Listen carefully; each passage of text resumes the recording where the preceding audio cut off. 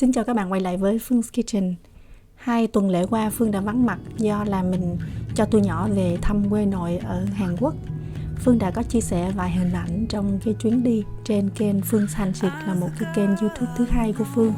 Hôm nay thì trong kênh này mình chỉ chia sẻ lại hình ảnh về những cái món ăn, những cái món bánh mình đã ăn thử rất nhiều để về trở lại Đức mình ngâm cứu, trải nghiệm và chia sẻ cách làm với các bạn. Hiện tại là mình đang có mặt ở siêu thị. Phương rất thích đi siêu thị Hàn Quốc tại vì nhìn những cái rau củ quả, trái cây rất là tươi ngon. Phương đã từng sống 2 năm ở Hàn Quốc, nhưng mà lần này quay lại thì mình thấy rất là ngạc nhiên với cái giá cả. Ở Hàn Quốc thì thịt, rau củ, trái cây rất là mắc so với bên Đức. Nhưng mà bàn về cái chất lượng tươi ngon thì thực sự là tuyệt vời luôn.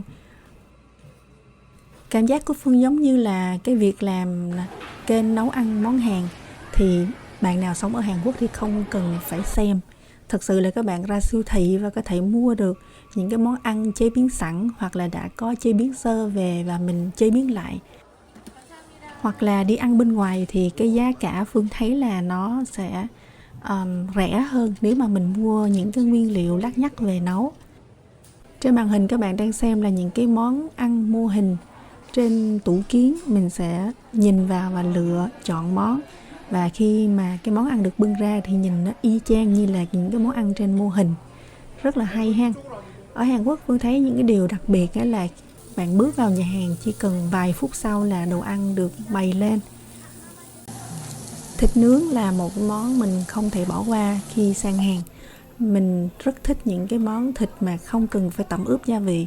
Tại vì thịt ở Hàn rất là tươi, mình cảm nhận được vị ngọt và cái vị tươi của thịt.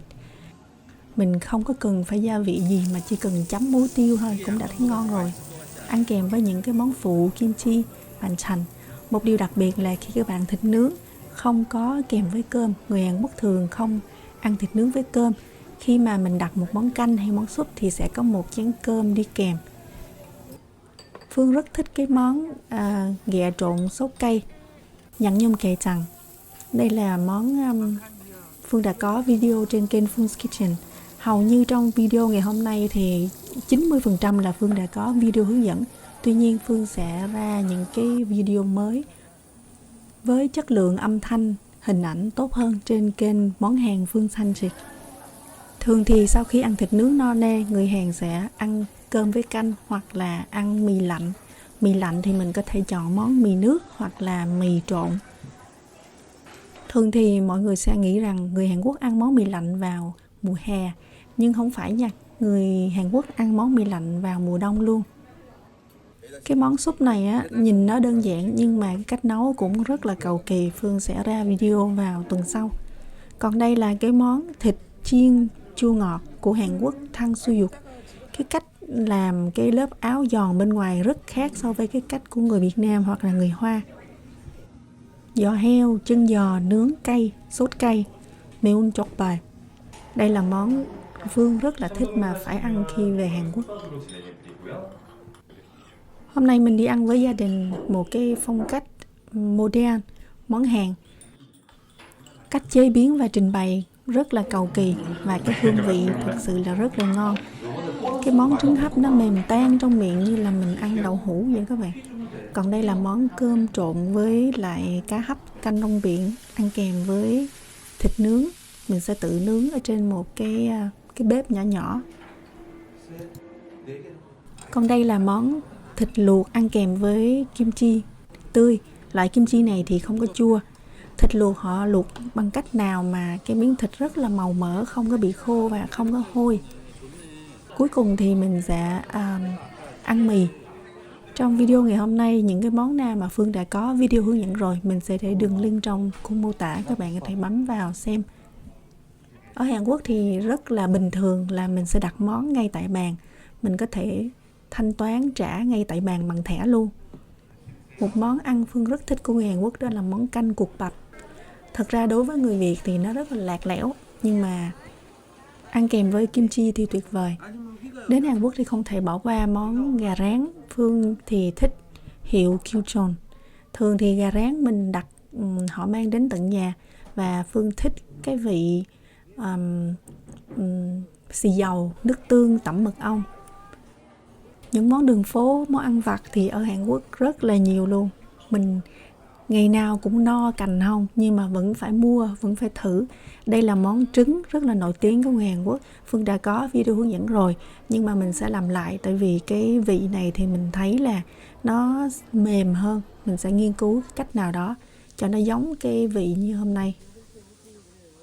Ngoài ra thì không thể bỏ qua cái món bánh gạo cay, sundae, dồi huyết kiểu Hàn, chả cá, bánh cam, bánh donut kiểu Hàn. Bên trong mình cho nhân đậu đỏ hoặc là nhân khoai lang. Món này Phương đã có video hướng dẫn bên kênh Phương Kitchen trước khi cái chuyến đi về Hàn Quốc.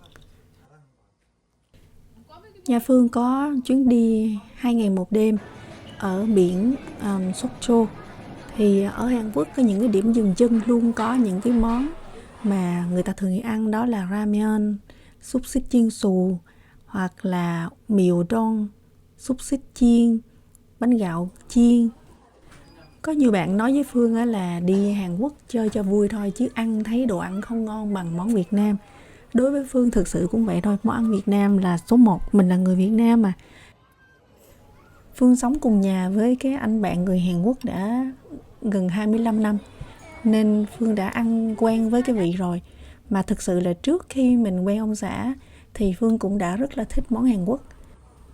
Châu Á mình nói chung và Hàn Quốc này nói riêng thì để tìm hiểu về cái nền ẩm thực thì các bạn phải hiểu về cái văn hóa nữa, cái lối sống của họ. Khi mà bạn ăn một món ăn và nghe về những cái câu chuyện tại sao họ dùng những cái phương pháp này, tại sao họ ăn như vậy, tại sao họ ăn lạc, tại sao họ không chấm nước sốt giống như bên mình mà họ chấm cái kiểu khác. Khi đi biển Hàn Quốc thì người Hàn thường thưởng thức những cái món cá tươi sống, chứ không có nhiều món ăn đa dạng như là mình đi biển ở Việt Nam. Một điều khiến Phương cũng rất là ngạc nhiên đó là ở Hàn Quốc, Seoul, rất là nhiều những tiệm bánh san sát nhau. Có thể nói là cứ vài mét lại có một tiệm bánh hoặc là một tiệm coffee. Nhưng mà giá cả những chiếc bánh này Phương thấy là so với cái giá cả chung về thực phẩm Hàn Quốc thì không hề rẻ. Đây là chiếc bánh dẻo, bên trong có nhân cream cheese rất là béo. Phương rất là thích ăn cá sống và mình chỉ ăn cá sống khi về Hàn Quốc thôi. Hôm nay mình ăn sushi kiểu Nhật theo phong cách omakase. Omakase là một cái mô hình mà mình không có quyết định món ăn. Đầu bếp sẽ tự chế biến và đưa trực tiếp cho bạn dựa theo những cái nguyên liệu mà tươi trong ngày. Thường thì phải đặt chỗ trước, tại vì một cái suất như vậy đầu bếp chỉ là một người và họ sẽ phục vụ cho 8 đến 10 người ngồi xung quanh, và một buổi tối chỉ có 2 suất thôi. Phải nói là ngày nào Phương cũng ghé tiệm bánh, những tiệm bánh khác nhau, từ những tiệm bánh to nổi tiếng cho đến những tiệm bánh nhỏ tư nhân. Có vài kiểu dáng bánh mà mình đã chấm để mình về Đức tìm hiểu và học cái cách làm. Đó là cái món bánh Mont Blanc, bánh mì Mont Blanc. Nó là một cái dạng pastry. Nó có những cái lớp bơ layer. Có thể nói là nó xuất phát từ cái loại croissant, nhưng mà họ làm sao mà rất là ngon. Còn đây là một dạng kiểu bánh mì que, bên trong có lớp kem tươi. Một lần khác Phương mua thì ở bên trong có thêm một cái lớp kem khoai lang nữa, cũng rất là ngon. Còn đây là bánh mì vị cà phê bọc bên ngoài, bên trong thì có bánh dẻo và lớp đậu đỏ. Còn đây là bánh mì ngọt sữa đặc, bên trong thì có nhân kem tươi. Bánh mì bơ tỏi, nhưng mà cái cốt bánh lấy từ cái bánh croissant, cũng là một cái ý tưởng rất là hay. Ăn giòn ngon, vị mặn mặn ngọt ngọt. Bánh mì muối croissant thì Phương cũng đã có hướng dẫn rồi. Phương hơi thất vọng với lại cái chiếc bánh sandwich ngàn lớp. Khi mà mình mua về thì mình thấy là không thể tách lớp, mình phải hâm nóng nó lại. Mùi vị thì không có gì đặc biệt. Cũng là chiếc bánh này, nhưng mà mình mua cái dạng đóng gói sẵn, mua trong siêu thị các bạn. Dạng công nghiệp thì lại rất là thơm bơ. Phương nghĩ là họ đã có cho những cái phụ gia tạo hương gì đó. Đây là một cái chiếc bánh mì khoai lang. Phương nghĩ là không phải là bánh khoai lang mà là bánh mì khoai lang. Nhưng cái kết cấu bánh của nó không phải là chỉ là bột mì, mà nó có một cái độ dai dai, dẻo dẻo. Một lần khác Phương mua bánh khoai lang thì nó cứng như cục đá như vậy nè. Lần đó thì Phương hết hồn nên mình không có mua. Đây là bánh tart trứng kiểu của Hàn Quốc. Cái đế bánh nó ăn khá giống với lại cái bột cookies, cũng không có gì đặc biệt. Bánh mì bơ tỏi thì tuyệt vời. Cái sốt bơ tỏi bên trên nó rất khác so với cái cách sốt bơ tỏi của Đức hoặc là người Mỹ. Phương đã có hướng dẫn rồi. Còn đây là những cái dòng bánh dùng men tự nhiên. Bánh phô mai burnt cheesecake cực kỳ là béo luôn. Dòng bánh này thì mình chỉ ăn một góc nhỏ. Lần đầu tiên Phương thấy ở Hàn thì nó có những cái chiếc bánh kem. Nhìn thì tưởng là bánh kem nhưng nó là kem ice cream đó các bạn.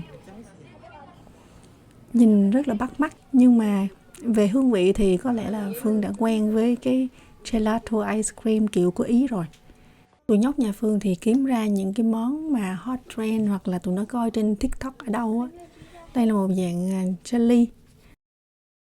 Một cái bánh mì ngọt hương chuối Phương mua ở cái tiệm tiện ích thì cũng rất là thú vị. Bên trong giống như là bánh bông lan, bên ngoài thì như là bánh mì hơi dai dai.